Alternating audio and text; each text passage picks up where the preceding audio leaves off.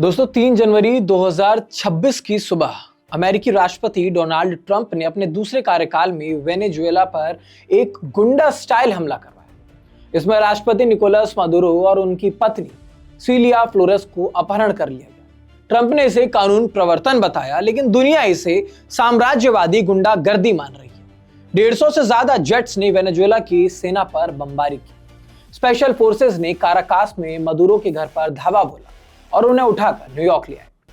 Trump ने खुद tweet करके मदुरो की तस्वीरें शेयर की, जैसे कि कोई ट्रॉफी हो, कुछ बहुत बड़ी सफलता हाथ लग गई हो। उन्होंने घोषणा की कि अमेरिका वेनेजुएला को चलाएगा, उसका तेल, सोना, दुर्लभ खनिजों पर हमारा कब्जा है।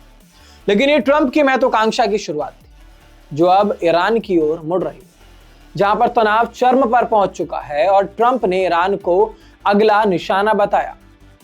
इसमें मध्य पूर्व में युद्ध का खतरा बढ़ गया है और यहां पर ऑपरेशन ट्रंप की अमेरिका फर्स्ट नीति का ये चरम है, यकीन मानिए। लेकिन आलोचक इसे व्यक्तिगत बदलाव और सत्ता की भूख बता रहे हैं। 1989 के पनामा हमले जैसा, लेकिन ट्रंप के अहंकार से बहुत ज्यादा भरा हुआ। मदुरो पर 2020 के आरोप जैसे कि ड्रग तस्करी के आरोप लगे थे, लेकिन ट्रंप ने यूएन या फिर सहयोगियों से सलाह लिए बिना हमला कर दिया, जिससे दर्जनों मौत हो गई। अब ऐसे में अंतर्राष्ट्रीय संदेश की हम बात करें तो वहां पर साफ तौर पर कहा जा रहा है कि ट्रंप की गुंडागर्दी साफ तौर पर सामने देखने को मिल रही है। और ऐसे में इसको लेकर के क्या क्या बातें निकलकर सामने आ रही है, वीडियो आप अंत तक जरूर देखिएगा। इसमें आपको पूरी जानकारी हम देंगे और इसके बाद क्या डिप्लोमेटिक रिलेशन पर असर पड़ रहा है और यूएन पर क्या असर पड़ रहा है, साथ ही साथ अन्य देशों पर इसका क्या मैसेज पहुंचा है, ये आपको बताएंगे। नमस्कार, मेरा नाम ऋतिक ठाकुर और आप इस वक्त द हिंदी टॉप देख रहे हैं। तो यूएन सहयोगियों से सलाह लिए बिना ट्रंप ने ये कदम उठाया। इसको लेकर के लगातार जो है नाराजगी भी देखी जा रही है। इंटरनेशनली एक मैसेज भी पहुंचा है जिसमें बोला जा रहा है कि ट्रंप की गुंडागर्दी है। ट्रंप का साफ संदेश है कि अमेरिका नियम तोड़ देगा, सीमाएं लांघेगा अगर किसी भी नेता को अपहरण जो है ट्रंप कर सकता है।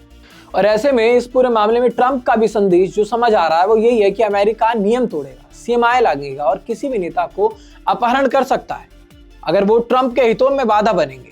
ये छोटे देशों के लिए एक डर साबित कर रहा है।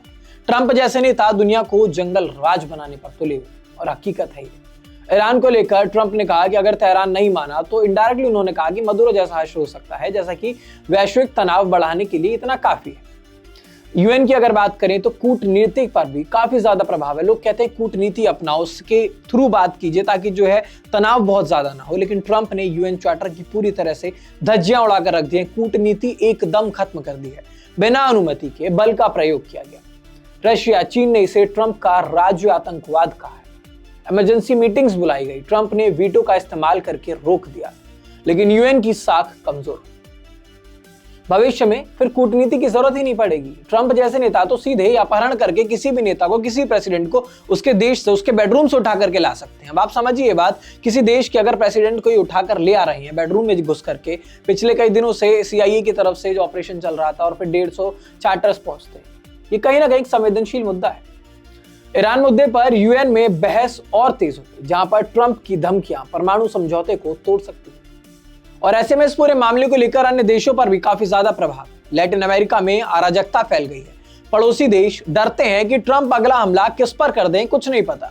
तेल बाजार में पूरी तरह से उथल पुथल हुई है। शरणार्थी जो है उन पर संकट छाया हुआ है कि ट्रंप जो है एक अलग ही दुनिया में, एक अलग ही व्यवहार में चल रहे हैं।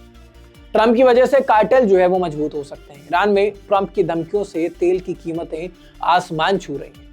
मध्य पूर्व में अस्थिरता फैल गई है। लेकिन ऐसे में इस पूरे मामले को देखते हो अब आगे क्या होगा, भविष्य में इसका क्या इंपैक्ट होगा।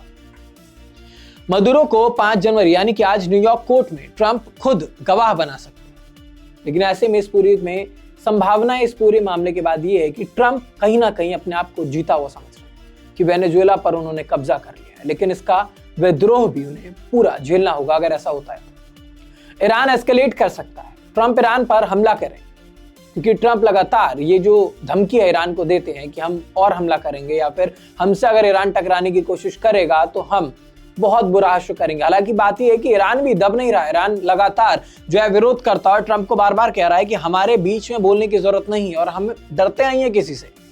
परमाणु युद्ध का भी खतरा जो है वो ट्रंप और ईरान के बीच अब हो सकता है। वैश्विक प्रतिक्रियाओं की अगर बात करें तो इंटरनेशनली काफी सारे जो है लोगों के बयान आ रहे हैं, चाहे वो रशिया हो, चाहे वो चीन हो। ट्रंप के खिलाफ लगातार अब लोग ये कोशिश में है कि गठबंधन किया जाए ताकि जो ट्रंप है वो इस तरीके से बिना विवेक वाले जो काम है वो कर रहे हैं उस पर रोक लगाई जा सके। तो भारत, चीन, रूस के लिए एक संकेत है। चीन ने कहा कि ट्रंप की कार्रवाई से उनके वेनेजुएला निवेश जो है वो खतरे में है। बहुत ज्यादा निवेश चीन ने वेनेजुएला में किया हुआ था। उसके बाद ईरान में भी चीनी हित है। आप समझिए बात को कि ट्रंप को रोकने के लिए रूस के साथ मिलकर अब विरोध करना पड़ेगा। वो लोग जो आपस में साथ नहीं खड़े होते थे या फिर उनके मन में नहीं होता था, वो लोग, हर व्यक्ति इस कोशिश में है कि साथ रह करके ट्रंप को रोकना है, क्योंकि ट्रंप अब बिना विवेक के इस प्रकार के कदम उठा रहे हैं जो कि इंटरनेशनली ठीक नहीं है। यूएन को कमजोर कर रहे हैं, इंटरनेशनल डिप्लोमेटिक रिलेशंस को वो कमजोर कर रहे हैं। अब रूस भी ट्रंप को आक्रामक बता रहा है। उसने कहा कि ईरान में रूसी सहयोग है। ट्रंप की धमकियां यूक्रेन जैसी स्थिति पैदा कर सकती है। भारत ने कहा कि ट्रंप की एक तरफा नीति से हमें भी चिंता है।